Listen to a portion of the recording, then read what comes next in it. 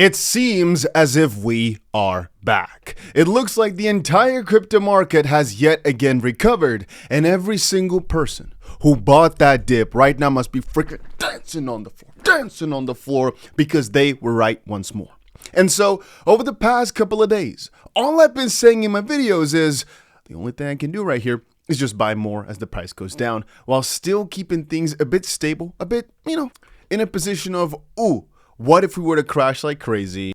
And you might look at these trades right now. We still got about let's say 1.7, something like that, $1 million open right here. You might look at them and think, it's not even that much profit. It's only, let's quickly see here, $200,000 in the profit. I'd argue and say though, that just for the fact that XRP and a lot of other coins have come down 20% or even more, and matter of fact, we're down more than 30% really. I think we're doing pretty freaking good. And right now, we're not completely in the clear. No, we're not. But this has proven yet again two of my theories that I've described over the past few days. One, if you, and this is not financial advice, no guarantees are made here. This is my thoughts, right? I've explained two strategies. One, if you consistently buy your way down in the crypto bull market, the price tends to not go down that much, where you end up being quite fine. It's only if you over leverage and go crazy that you get wrecked. But in all seriousness, if you, for example, kept longing, because people said, I'm so close to my liquidation. If you kept on going, kept, yes, you might get wrecked a few times, but that last move, the last time you catch it, sometimes can make up for all the times in which you failed. In this case here, let's say we are 30% down, you got wrecked 4 times, maybe. From getting yourself a entry now at 277 for XRP, for example, will actually recoup every single time you lost before because of the leverage effect. But actually in this case here, Ethereum would have been slightly better as it's right back up to 3,700, just going absolutely crazy right here. And even though, like I said, I can't say we're fully in the clear, my point number 2 of just now was, not saying if you keep getting wrecked, you keep adding, but basically just if you have a strategy of what I've shown you, for example, with the bots, that consistently DCAs or has some sort of buying strategy on the way down, this is also how you take advantage of these dips. To elaborate upon that, you might look at the millions of dollars I've got in these bots and think, Dusty, are they doing bad? Because many of them right now are down. Matter of fact, even this one is even down like 40-something%. Let me tell you 2 things. One, I kept adding, funnily enough, to a lot of these bots as they went down like crazy. For example, you can see here I actually added more investment to the Ava bot, and there's a few. IOTA here I kept adding a bit into, especially since it was down tremendously. And there's multiple here that I had to add a little bit into, like virtuals here, as it was down like 99%. Now, some of these will actually be at a massive loss most of the duration. But it ends up being fine because if I scroll to some of the beginning bots I've had, you can see how well they're doing in terms of grids. Specifically here, let me see here, the bigger XRP bot I've got, you can see how much it was able to cash out from just the volatility in the XRP price alone. So I always like to just kind of leave them be and only add if they're down like a significant portion up to a certain amount. Some bots like the virtual here, I just don't want to add that much more into because I already have so much in virtual and it's just basically been down only for a long time. And again, as long as I've got confidence these things will do good over time, all I got to do is just let them be. Let them grid out and sometimes add if the price goes down significantly. That's how Excellent became my top performing bot, or at least one of the best ones. And the only one I'm not doing anything for is the XRP 10K to $1 million challenge. But you can see slowly, I think we've been a week and 2 days or something like that. It's already been able to cash at about 2.5%. And so in another week, perhaps, or in a few days, depending on how much up the price goes, we can actually cash these grids as again and reinvest. Because for all of y'all that do not remember anymore, we basically have to compound every single time this gets to 5% profit. Right now we are at roughly 30 times or so. Let's say 31 times or so. And the moment we get to 5% profit, we cash it out and reinvest it yet again. We could, theoretically speaking, also do it on a day like yesterday, or matter of fact, even now, because if the price is down tremendously and we cash this out and reinvest it, we obviously get ourselves a lower purchasing price, but then I'd stray away from the 5% idea, and it just gets a little bit messy if you have no structure, but theoretically speaking, I can cash out every single day and reinvest. I could. Mostly this 5% strategy has to do with if the price is going up and up and up. when it goes down, theoretically speaking, you can actually settle for less because, like I said, you're getting yourself a lower average price. Anyway, the reason I'm showing this yet again is because sometimes in a market like this, when it's so volatile, people get overwhelmed and they think, oh, this is all bad. But it just depends on your strategy. If you're a person that buys and holds, then the only thing I think you got to do, right, and this is not advice, no guarantees, is just have some other set price targets where you'd buy some more, just because otherwise you're stuck in a position of, oh, I had a portfolio, right? It's gone up a lot. Now it's going down and I feel bad. If you're not consistently buying, I think you're always going to feel bad because all of a sudden you have less money. Even though you weren't going to cash it out or something like that, maybe you don't sell. Everybody doesn't like seeing their money go down. There's nobody that really likes that, right? But I think for people like me here that have set up a strategy that also benefits from prices going down, as long as they eventually go back up, these dips are a lot more joyous, are beautiful. I'm happy to see them.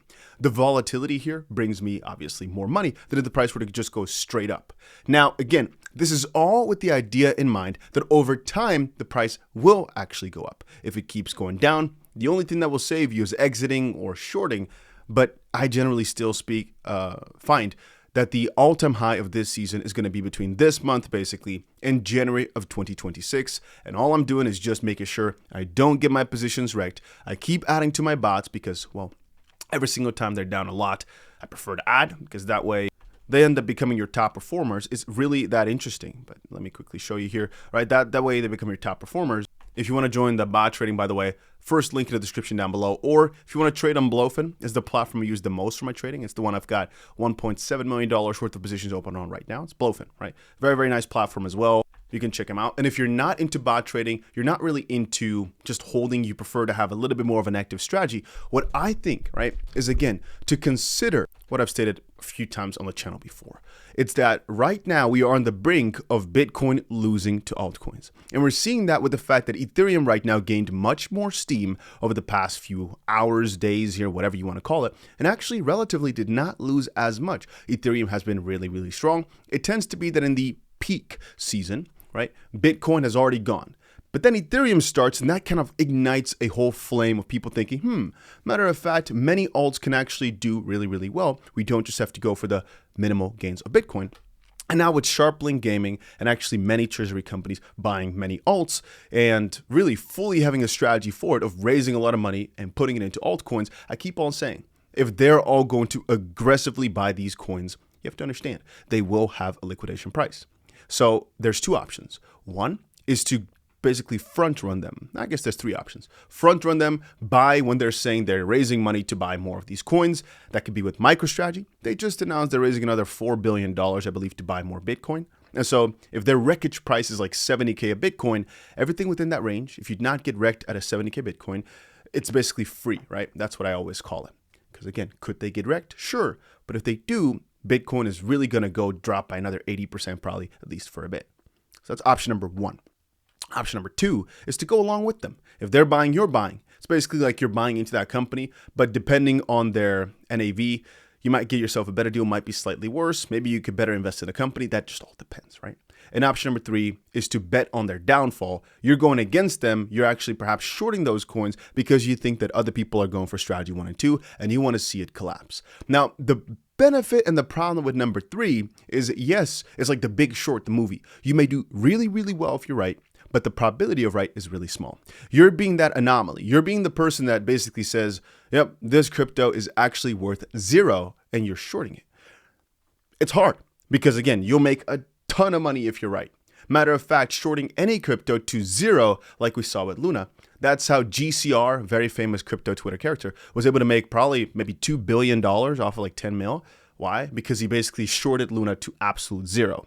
And you shorting a multi-billion-dollar cryptocurrency to 0 probably nets you up with more than $1 billion, funnily enough. Even I think if you're in the 10K range, you're only shorting it max with like 10K. I think you'll still end up with tens of millions of dollars. And that's the fun in it. The fact that if you're right, it'll do really, really well. But you're most likely wrong. Because also the timing there matters. If you're timing it based on the fact that it's going to probably go down without a final exit pump of like what? 20, 30%, you can only have a pretty small margin if you want to fully short it. So you're going to have to call the top hard. Anyway, I still think that historically speaking, cryptocurrencies have always gone up. Why not just follow that trend? And in that sense, if I'm wrong, At least I tried. But thus far, we've always been right. And I applied the same logic to the S&P. The S&P could have a very desperate time for the next few years. It could. Literally, it could. Because there's been times where it took 14 years, I think, to do the same gains we've now done in, 14 weeks? Like 20%, maybe 30%. So if you think about it from that logic, if we now drop 20% of the S&P, it could be another 10, 15 years before we come back up that level. It's very much possible. But why go with that route? Why go thinking, it's probably going to fall, it's probably going to fall. Many people have done that with the housing market. They keep saying, yeah, but it's going to. Same for in Dubai. People keep saying, yeah, but it's not going to last, for Bali. It's not going to last. And it's lasted for many, many years. Very often, you could have made a ton of money in that process. Same thing for the people that deny Bitcoin. They keep saying, yeah, but. If all these people who were very much against it just went for it, went with the flow, and saying, even if it's a bubble, I'm going to take advantage of that, they would have still done really, really well. It's only, again, that there is a chance of some announcement coming out from some country that's going to wreck us all. But I keep thinking, what could it really be? China keeps reiterating they're not really big fans of it. It's doing nothing to the prices. The US keeps saying they want to make it the freaking center of the universe. I don't know. They're doing their best. So it's not them. India, Russia, can they really put such a big dent in it anymore if the US has already put their freaking seal of approval? And I don't think Russia's going to go against it. Matter of fact, I think they're pretty pro. So then, am I going against the whole U.S. government's move to make it the center of the center? It would be very much a shame if they put their back into it and it turns to absolute zero. So for that reason, I also don't really feel as if they're going to let MicroStrategy get wrecked. I believe there will be many announcements in the midst that can probably make sure the Bitcoin price doesn't go below like $75,000 again. And for that reason, all I got to do, following that logic, is like I said with strategy 1 and 2, and basically scenario 1 and 2, is just buy my way into whatever these guys are raising tons of money for. And thus far, it's worked really beautifully. It may not keep working. And I still said that I do believe the entire bull market here will end because of oversaturation, either in the treasury market or because of the hype for treasuries. And that way it's going to basically collapse because they'll keep opening new treasuries for smaller and smaller coins. And eventually some of them are just not valuable enough to sustain that level of purchase. So let's just say it that way. And I think that might be what ends the market. But I still think that will take a few months because it's quite busy, but it's not that busy just quite yet. Anyway, that's my strategy. Just shut the frick up. Make sure I keep adding wherever I can. And maybe you didn't notice that much of a difference, but all I'm doing is just making sure everything is healthy. If they're down tremendous amounts, like it's harder to see for you guys right now, but every single time the price drops by a huge ton, I just add another few $1,000s. First, right, the strategy was double every single bot the moment they're down 50%. But maybe you notice as well, the more money you got inside, right? Eventually, you've got millions of dollars with the bots running. It's harder and harder to double up every single one of them because if, for example, my hype bot here was down 70% right now, right? I got to double it up to 20K actual, but it's a 5X long. Eventually here, I'll have a $500,000 hype position that I might not necessarily want to have. So with some of them, the best thing I personally think of is just let them run. Make sure you add enough margin so it doesn't get wrecked on 1 wick down. And let them just grit it out slowly over time. Because still, annualized, this has 201% return. So, it's pretty good still. And then focus on the ones that keep breaking their freaking highs with the volatility. So, for example, Algorand here, most of the time it's been running, it's been at a massive loss. You can't fully see it here maybe, but it's been at a massive loss. There's only been some small times where it was in profit. Similarly with hype. If you really look at the history, it's actually mostly just been performing quite bad. If I look at XLM, the one that really was the best one I've ever opened, it actually looked exactly the same, where it was only down ever since I bought in. But that's where it grinds out those profits. And if you then keep applying more and more and more as an actual investment, there's a good chance of the moment the market does recover, it just shoots to the top. But the only counter I have, and that's obviously the difficult part here as well, is with virtuals, for example, where if I did, which I did do, by the way, at the start and just now, this spike, I think right here, this spike is actually me adding more investment because it went down from 99% to probably, I don't know how much. But some of them, even if you do keep adding, you have to add so significantly much more for them to be in a profit, depending on where your starting price was at, that sometimes it's just okay to let them go and do their thing. Because in this case here, I don't think virtuals at 73 cents here is going to get wrecked. I might as well just wait it out and let them go. Because otherwise, if you have infinite margin, of course you can do it. But I sometimes like to focus on things which I see a little bit more potential in or have a little bit more hype at the time. And sometimes you try to front run that by buying into, for example, hype things now, like Fartcoin we did. But then maybe as the meme market is not as interesting, or this, that, you might not want to add as much as I would with a Bitcoin, XRP, ETH, Solana, all those. I just can always add because I believe they'll see the future. Whereas some of the more useless things, I try to take them for the hype. And if they do fall tremendously, a good example is my Bybit my Bybit position for WIF. It's down 800% or something like that. I've never tried to salvage it because it's down so much where I'm like, you know what? If the market comes back up, I'll see it. If it doesn't, I'll let it go. Because I do not want to realize the loss, as I do believe there's a good chance it will recover, but I also don't really want to add more in case it doesn't, as I don't necessarily believe in it. It's just, if the market's good, in that case, WIF has had some crazy runs, you can make a lot. And if you're wrong, hey, being wrong once out of every 40 positions you open, I don't think is that bad. Or even if it's more, being wrong once every 10 times is still not bad because you definitely compensate for it with the winners. Anyway, that's my thoughts, my strategy. Just wanted to quickly say the market's freaking back. And the funny thing is, right now people are feeling okay again. They're like, whew, okay, so we're starting to slowly, surely move up.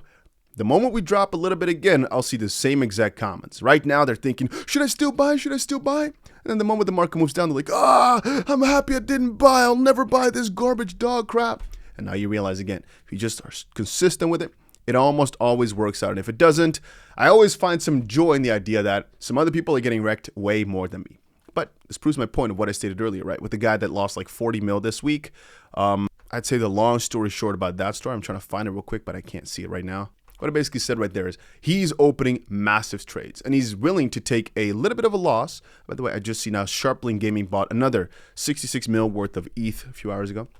But he's willing to take a little bit of a loss, even though it's $30-40 million on the short term, for a massive, massive victory in the end. I also just now saw again that August and September are usually the worst months for us in the crypto market. Let me quickly see if I can find the guy.